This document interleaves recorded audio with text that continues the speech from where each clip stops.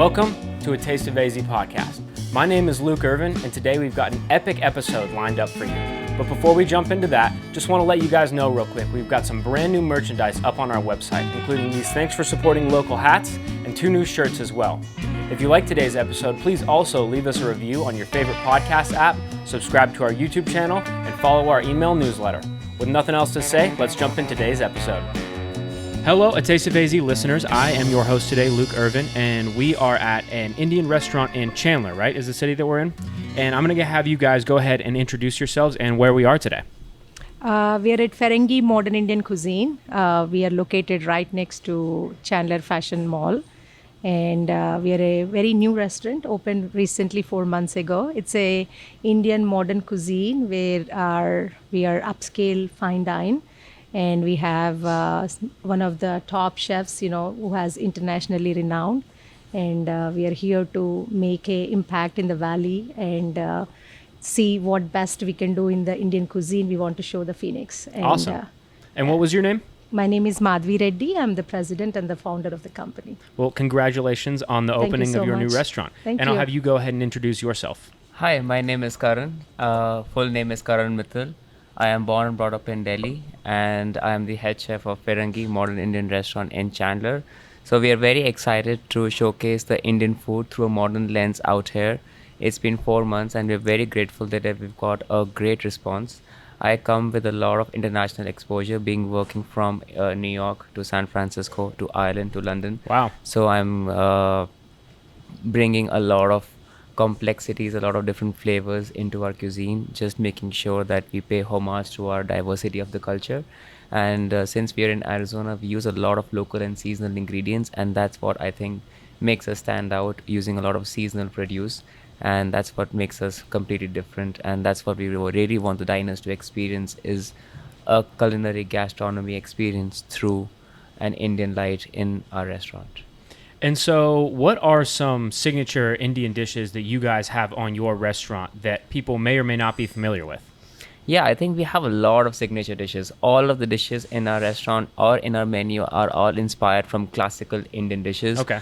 So things like butter chicken, for example, that's an old Delhi classic. I am born and brought up in Delhi, and I have grown up eating on butter chicken. So that's one of the crowd favorites as well. And that's one I am familiar with. Yeah. I'm not familiar with too many. Absolutely. But we've also got a lot of different things. So the main thing that we have to understand is, like, India is a huge country. It's a big landscape, and the cuisine in the north to the south to the east to the west is completely different. So we've got a taste of a lot of different cultures and food from the north to south as well. So for example, we've got a ghee roast mutton, which is a very classical South Indian dish done on a fermented rice pancake. That's again one of the very popular dishes out here. Okay. Things like puchka, which is from the West Bengal, from the region.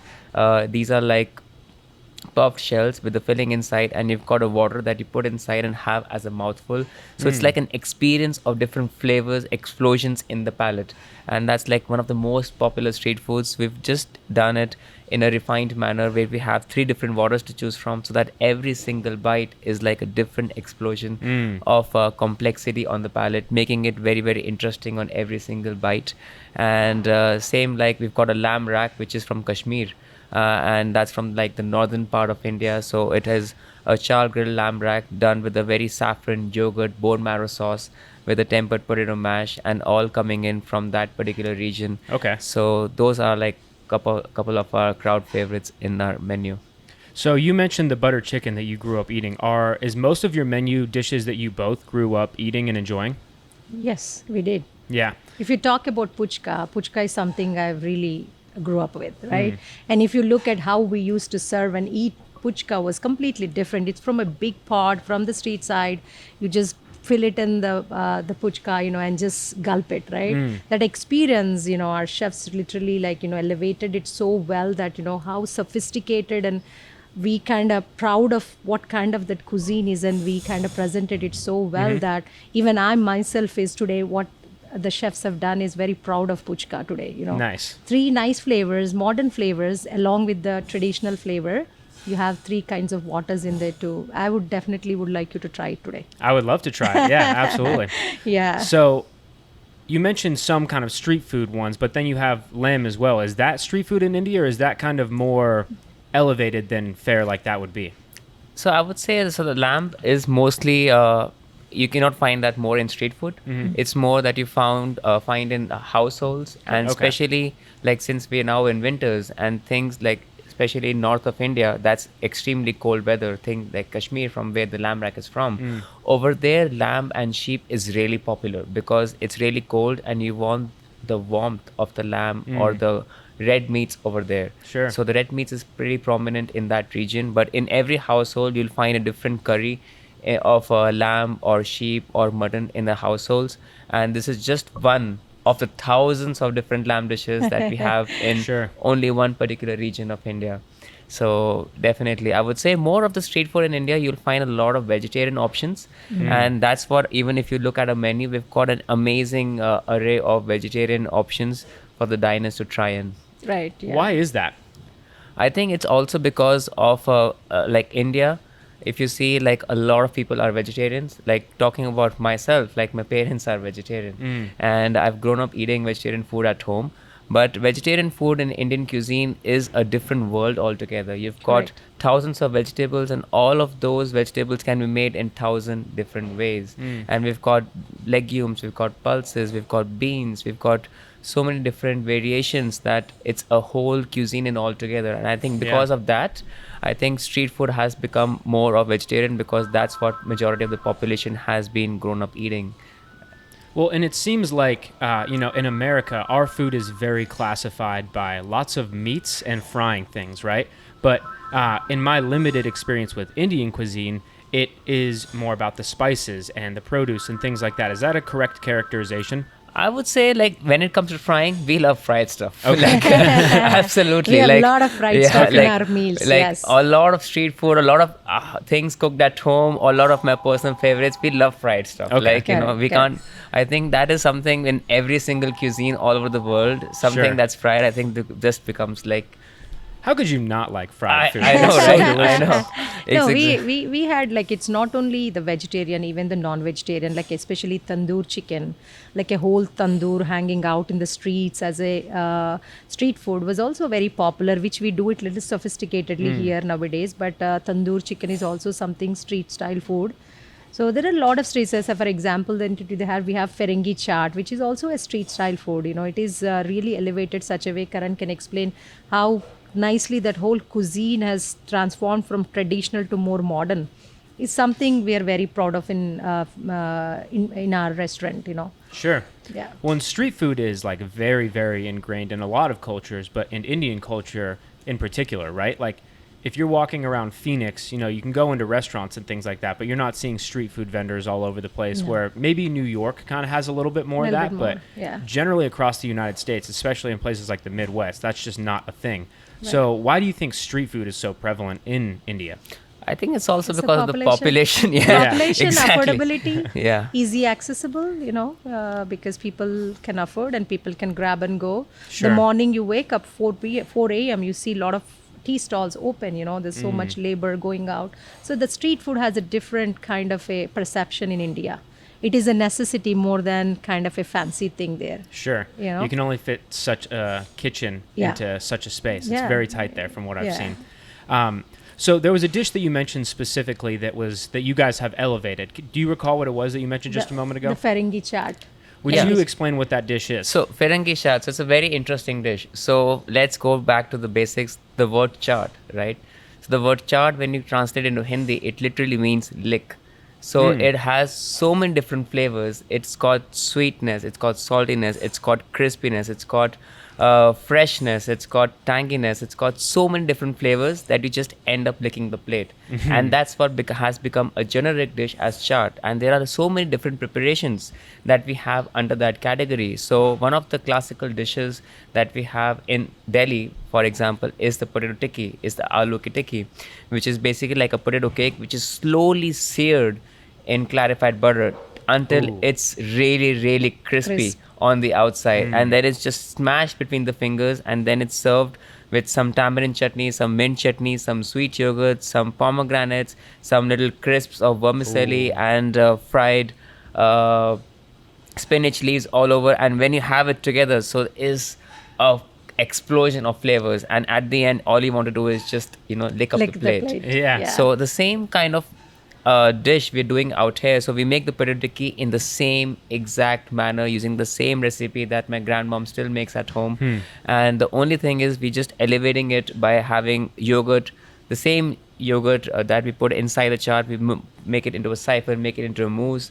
We, instead of using pomegranates, we use dried raspberries and do it into Ooh. powder. Instead of using spinach leaves, we use a very local chizu leaves, which got a very nice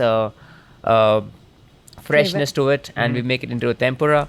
And so that's what really elevates us. But the whole point is, even if it looks modern, how pretty it may look, but when you have a bite, it should transport you back to the same nostalgia, to the same flavors that we've grown up eating, and that's what we want the diners to experience. Well, it sounds fantastic. I'm going to have to try that one for sure.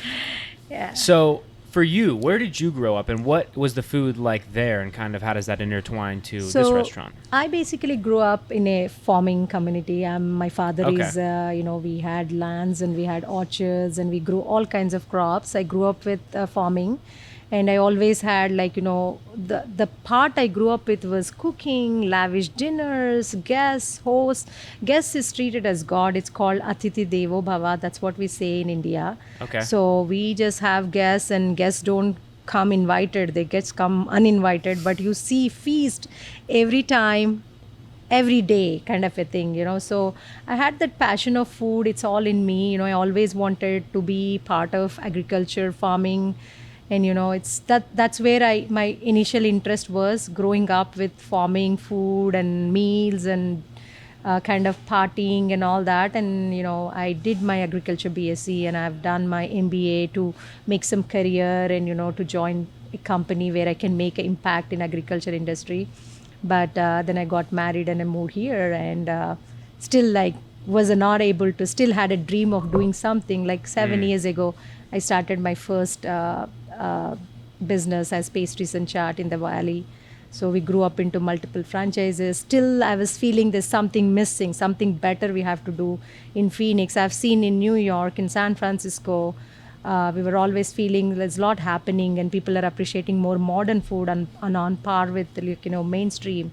So we decided okay, let's explore, let's connect, and we connected with Chef Sujan and now Chef Karan. We're all together as a team, wanted to make an impact in Valley and to show what the modern Indian cuisine is in.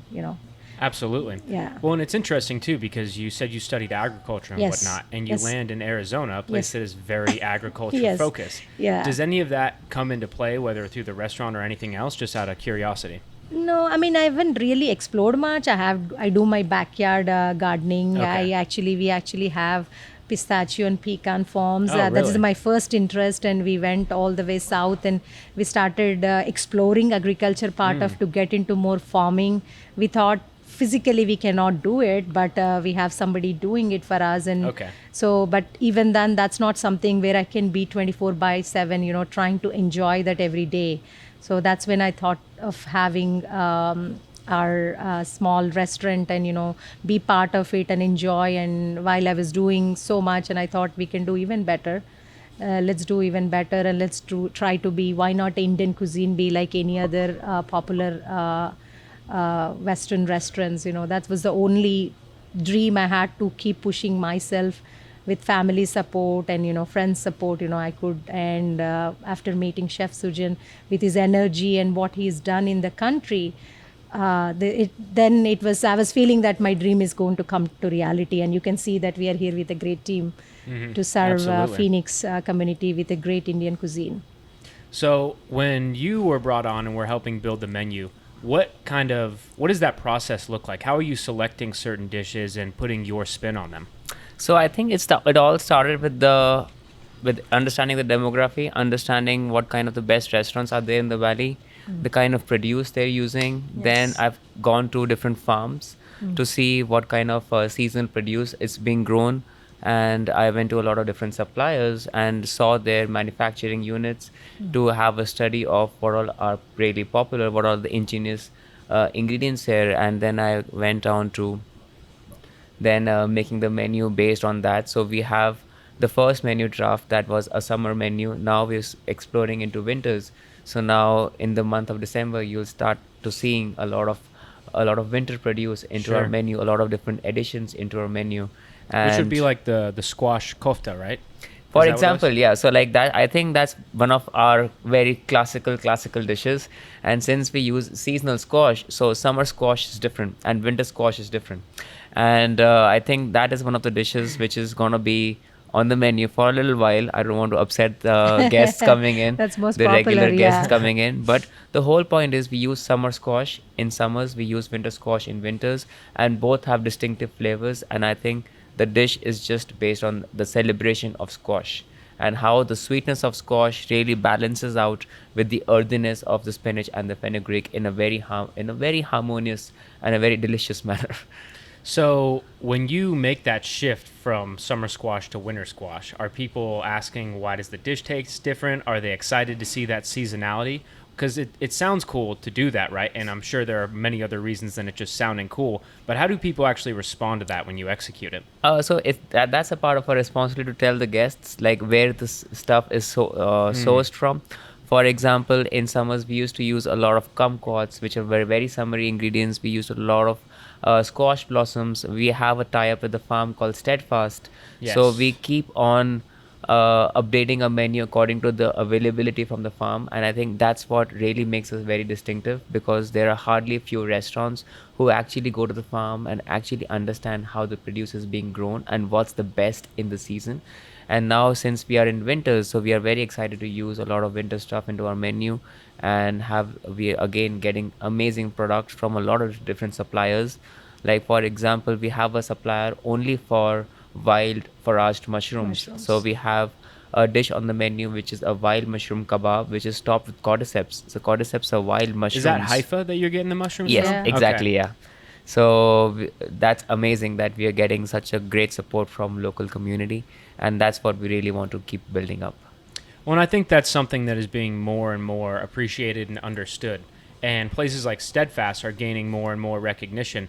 And it's cool that you guys are going to that level. And I also have to say, I think it's funny irony that you're the one with the master's degree in farming and you're the one that's going and visiting the farms. There's something funny about that. Yeah. It's just a passionate people sitting in the house. Well, and it's good to Yeah, see yeah, that going- that passion yes. runs throughout the team, Yeah, right?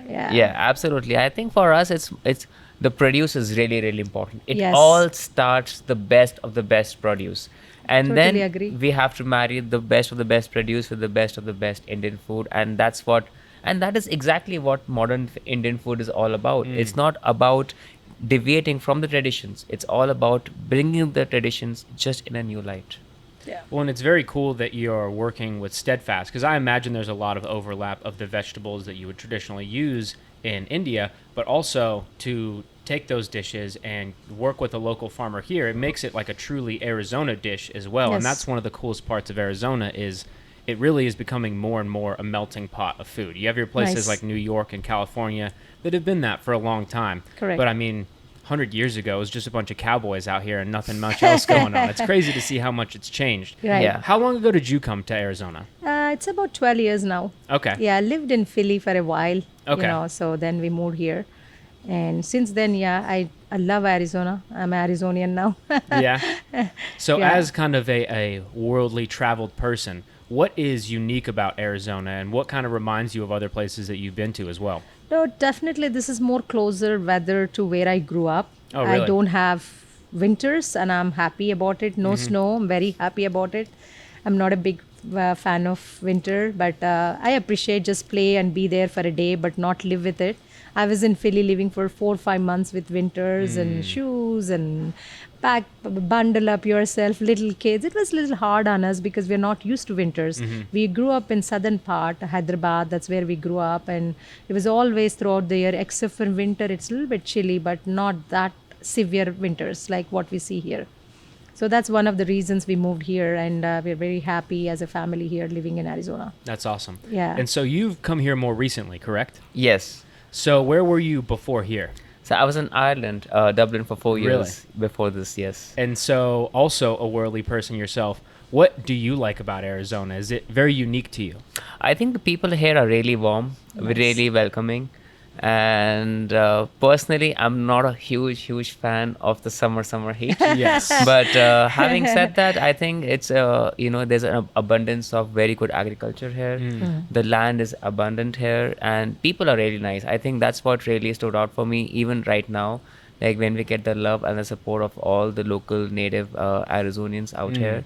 So that's what really makes it really unique as compared to the metropolitan cities of New York or San Francisco, where Sure. people are Right. just like running around, they don't have time. People here are pretty relaxed and they appreciate stuff. So this is going to be your first like true winter in Arizona, correct? Considering how soon I you actually here? moved here last January. January. So Oh, from okay, January to okay. March, I still had a very nice time in winters. Yeah. Before the summer really started to kick in. Well, you get basically like 6 months of terrible, super hot weather that you need to be inside all the time, and then a few extra months, call it 2 more months of not great weather, where it's like just getting nice out, but then it's so nice out you forget how hot the summers are, and then Right. that cycle happens every single year. So Right. I think everyone else is in that same boat, but right now we all kind of just ignore the heat because Yeah. it's gone for a little bit. I know. So circling back into this restaurant, you guys also have a cocktail program as well, right? Would you talk about that a little bit? Yeah, we have all kinds of craft cocktails and classic cocktails. We have about 10 to 12 of them, which Wow. are they come up with a concussion to kind of mix some Indian ingredients. Like if you have a chai, the chai, typical Yes. Indian chai. So they have the chai decoction mixed up with a cocktail. We have cutting chai cocktail, it's a very wonderful cocktail. And we have a love of Feringhee. It's very popular, the experience, how we serve it to people. So we have amazing cocktails. I would definitely tell people to just come and enjoy your cocktail, which you don't find anywhere else. You would only find it ourselves, Very our cool. signature cocktails. Yeah. So let me ask this final question for you. What does Feringhee mean? It does mean foreigner. Foreigner, okay. Yes. So we being foreigner with a foreign culture, foreign food scene, we really want to say that, this is how the foreign cuisine is, and this is what we want you to enjoy, and just, we want you to walk you through the journey of Indian cuisine, just come and enjoy with us. That's what we are trying to say with Absolutely. our name. Well, and it's kind of cool too, because in a positive way, people can come in here that haven't experienced Indian cuisine before and kind of be a foreigner in here and get that warm hospitality that you guys are offering and dive into the food. Yeah. I think it's all about Indian cuisine through a foreign lens. Yeah. And that is the very brief explanation of what was the concept behind the name. That's awesome. Well, thank you two so much for sitting down with us. I can't wait to see some of your beautiful food and stop back in sometime for dinner. Absolutely. absolutely. Thanks so much. Cheers. Thank you so much. Thank you. Thank you.